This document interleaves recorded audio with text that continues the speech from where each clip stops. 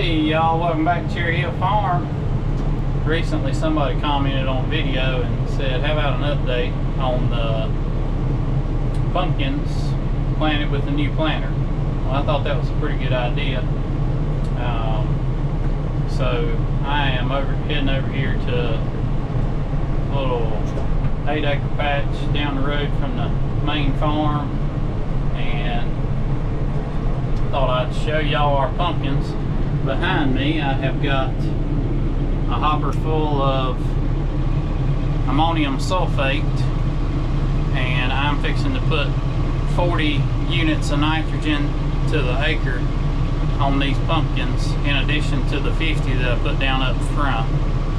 We are going to kick these babies into high gear. I'm really happy with my crop so far.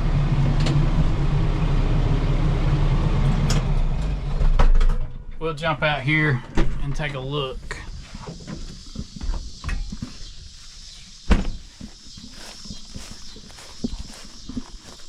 This end's always a little pitiful.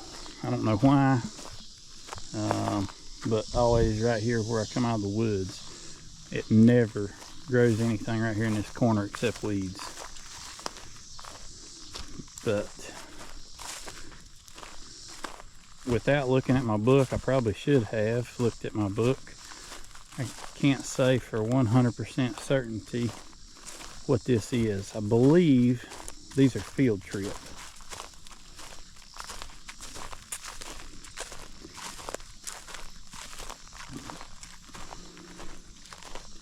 And I've got some, you see some of these plants are small.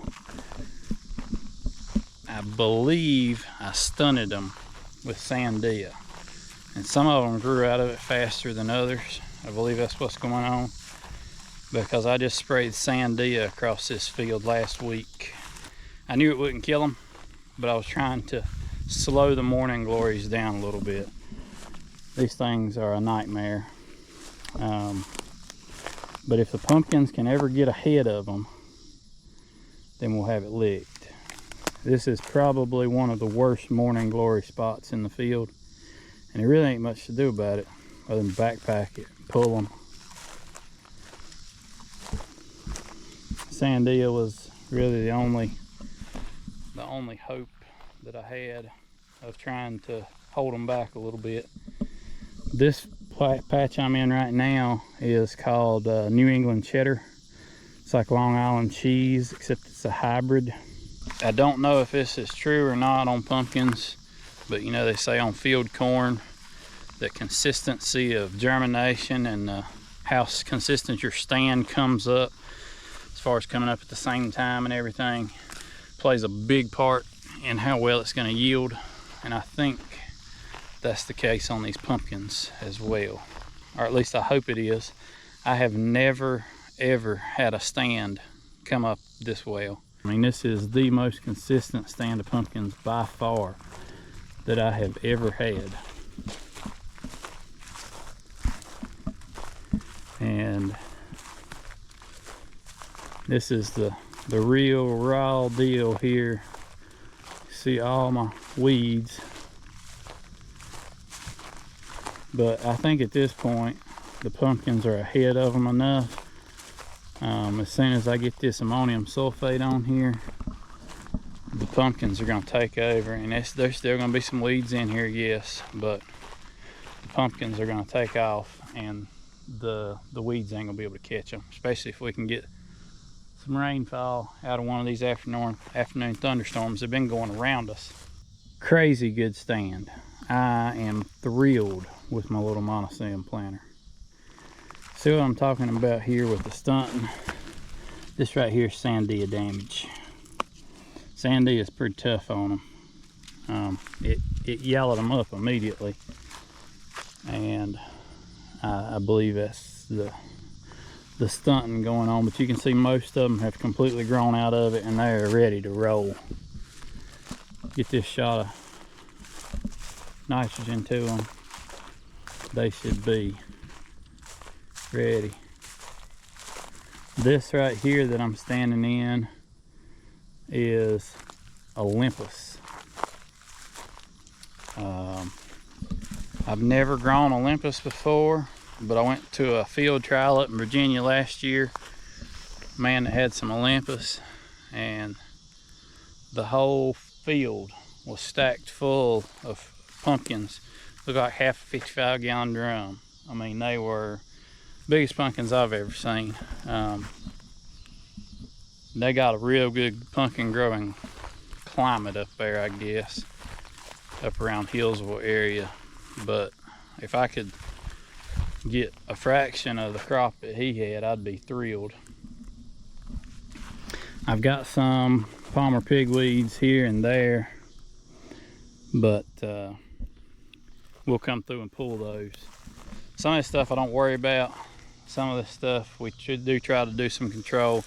About the only option we've got at this point, like I say, is either backpack it or pull it. So we do kind of come through here before the rows completely close up. We'll come through and pull some of the taller weeds so that the pumpkins can shade the ground, and from that point you can keep it'll be fairly clean. Some of this low growing stuff, the morning glories are the biggest problem. And like I say, down yonder where we were at is the worst morning glories. See, up in here, the morning glories are not as bad. I've got some kind of perennial weed, and I can't remember the name of it. My agronomist told me the name of it the other day. You can't kill this crap, but it also don't get much over ankle high. And I don't know that it really robs much from the pumpkins, because I've grown a heck of a crop of pumpkins out here, and we had this underneath the pumpkins, look like grass. I guess it just gives pumpkins something to lay on. Right here is where we're starting the kratos. Or maybe, no, there's 4 blocks of kratos right through here. And you can see a little bit of yellowing right through there. That's Sandia damage. But it's all going to depend on the Lord and the rainfall. But at this stage of the crop, this is the most potential that I've ever had. They all are virtually, in at least the main part of the field up in here, they are all virtually the same exact size, and they are really growing and doing well. The spacing on them is phenomenal. The singulation is perfect. I think I talked to my seed sales rep, who is a pumpkin expert. Shout out to Sue. And she told me her opinion on the perfect amount of space to grow a huge kratos and Olympus. We figured it up, and you can figure it up. It's 36-inch rows with 5.5 foot between the plants, and so a lot of space. Hopefully that's going to result in some really nice, really big pumpkins if we can get the rain. I'm fixing to give it its last dose of nitrogen here, and hopefully kick it into gear.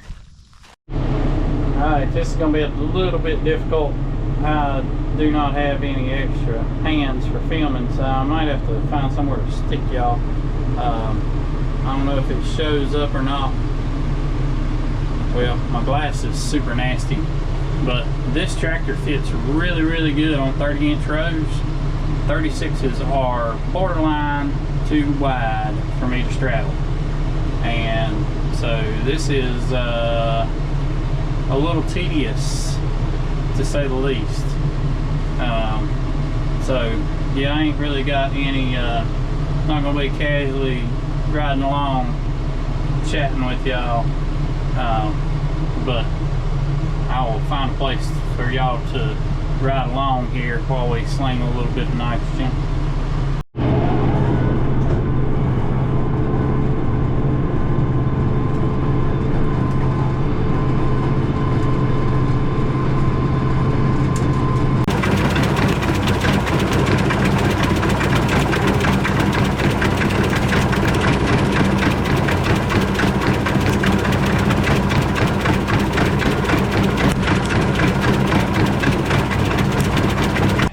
few more days and this would not have worked. It ain't working fantastic as it is, but plants are getting too darn big. Like I said, this tractor does not straddle 36-inch rows real good, and you can see I'm catching the outside of these plants and the outside of these plants. But it is what it is. I need the nitrogen. Run over a few here and there, or don't give them anything to eat. I think the better option is run over a few here and there. Well, that was plenty stressful and very tedious. Basically roughed up 4 rows out of every section because of the 2 rows that I had to straddle going down each side of each section. So the way I plant pumpkins and the way I used to plant winter squash is I plant them in a 50-foot wide block, and then I leave a spray road that I don't plant. Some people plant them solid and just carve out the spray roads as they start, but I don't like to do that. I don't like running over plants, so I just leave the spray roads ahead of time. But so with my fertilizer pattern, I had to run down and back on each side of each block, and so some of the field was scrubbing the bottom of the tractor, and all of it was scrubbing the insides of the tires as I went down each one. But I ran over very few plants. I ran over a few of the outer leaves as I went over the rows, but I call that a win. Little rain, get this fertilizer activated. Them plants will never know that they got roughed up by a tractor tire, because it's gonna make them go if we can just get the water to go with it. I'm gonna definitely have to change up my chemistry program. I used to be very diligent back when we used to grow 40 acres of winter squash. I had a really good spray program, and I've kind of gotten away from it just because pumpkins are kind of a sideline item, and it's never been a tremendous money maker. But I'm gonna have to, if I'm gonna continue to do it, which I guess I am, I'm gonna have to get back on my old ways. For one thing, my county has got a 10-foot sod drill that they just bought this year, and I think I'm gonna rent that from my county soil and water as soon as we get these pumpkins off, and I'm gonna drill in a really good thick cover crop instead of just slinging it on top and hoping it comes up. And I think that'll help a lot, having a really good thick cover crop. And also I think I'm going to get back to some things I used to do, like come in here in sometime in April and spray a full quart rate of 2,4-D. I used to do it all the time. If you do it early enough, as long as you do it about a month in advance, that gives it plenty of time to get going before you plant your pumpkins. So it's safe, in my opinion. Don't go off Justin said this and go try something necessarily, but 2,4-D way in advance on a pumpkin field to clean up the cover crop has worked well for me in the past. That's kind of what I try to do, is get the broadleafs as soon as they start trying to get established within the cover crop. Late spring, after we get all that rain. And then I believe I will keep doing my burn down plan like I have been a little early. But I think I'm going to try to run a roller crimper across, even though it's already going to be burnt down.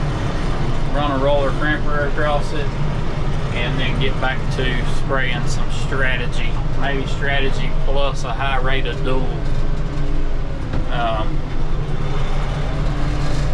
So we're going to have to do something to get those weeds a little better in check. But I got all that top dressed. I've got a field of winter squash one town over that I got to load up and haul over there to top dress it. But I I appreciate y'all watching, and I'll see y'all next time.